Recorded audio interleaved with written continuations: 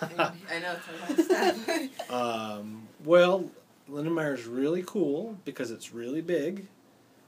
I call it the New York City of Folsom sites because it's so big and it's so much larger and so much more cosmopolitan, so to speak, than other Folsom sites because it has so many different kinds of artifacts in great numbers. And most Folsom sites, if you were to go look at them, are the size of, say, a basketball court, like a half court or smaller in terms of their space. And there, that site extends for a half mile at least that we found artifacts to maybe 2/3 of a mile. And to have something that big suggests that a lot of people were at that site for a long period of time where they kept coming back over and over and over again.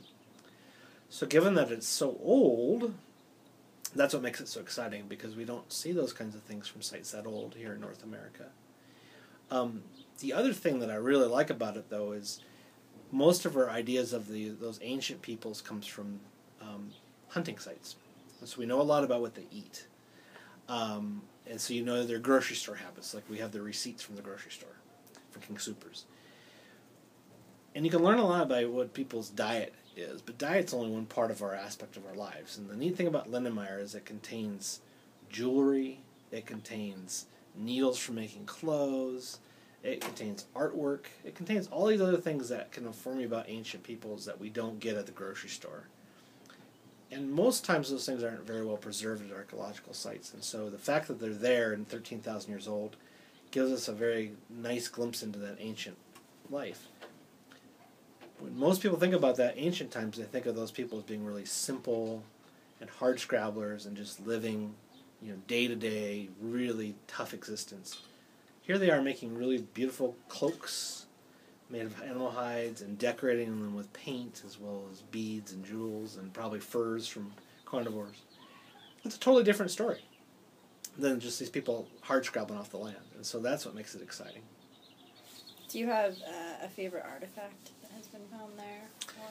Yeah, my favorite beyond doubt. I mean, Folsom Points are beautiful and they really are works of art, but my very favorite is a hematite or ochre bead that's the size of a little Debbie donut.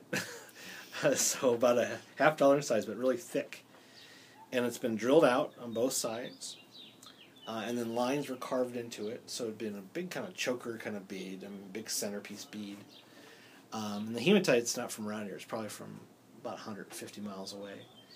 But the neat thing is that an artifact found in the same hole with it was a drill. And it looks just like a drill made of stone. It looks like a drill you'd buy at Sears. And that drill, the cracks in the drill, remember if you drill wood, you get all the wooden bits come up with it, and you can smell it and all that, and see all that dust on a drill bit. This drill bit was still covered with ochre. So all the cracks on the drill were still stuffed with the ochre. And when you took the drill and you put it inside the bead, just touch the sides, the angles of the drill bit fit the contours of that bead exactly. So that drill was probably used to drill that bead, if not many other beads that they took away from that site. So the fact that you get a jewelry making kit from 13,000 years ago means so much more to me than another rifle piece from their hunting kit. So yeah, the beads and the drills the most important thing to me. It's really cool how it fits. That's awesome. You can just It's like a key in the lock. Mm-hmm. It's really neat. It's really cool. Yeah, I was actually going to ask you the age, but you already told us that. Yeah.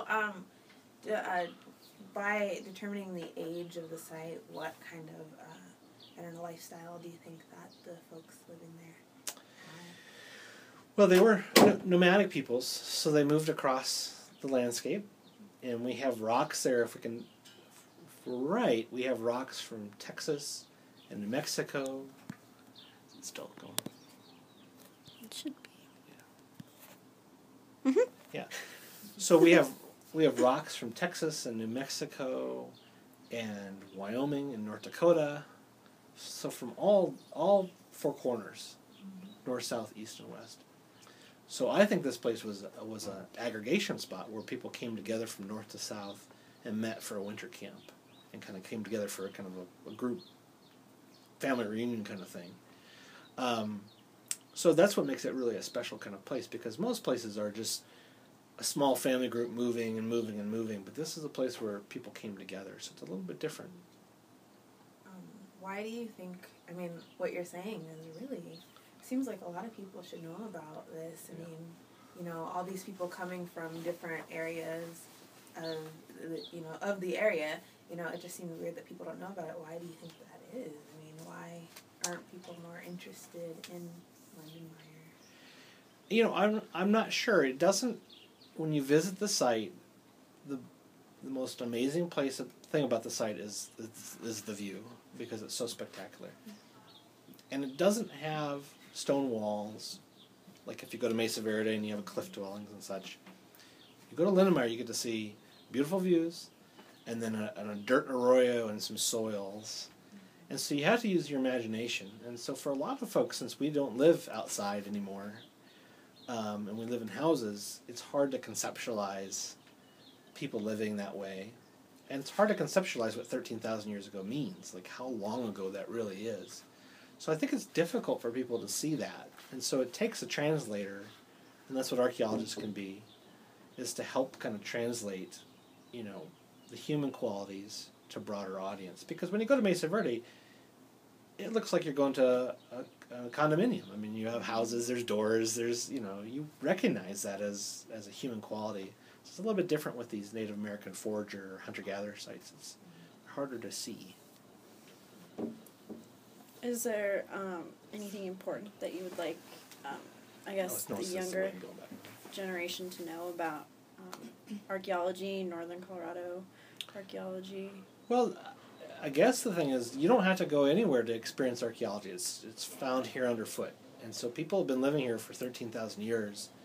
And so that story that's told in artifacts, no matter where you go on this planet, even Antarctica has a story to be told with human artifacts.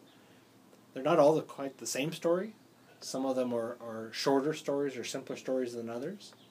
But they're stories nonetheless. And so you just need to understand that no matter where you go, people have been there before you. So when you think that you're on a barren landscape, you're not. People have walked and thought, cried, loved on those landscapes, just like you're doing today. It's just that unless they left some evidence there, it's hard for you to see that. And so that's what archaeology is so special, because it allows us to see those things and think about those things. Even if we can't really figure them out completely, at least it gives us a window to even start thinking about those things. Any more questions? I'm out. Yeah.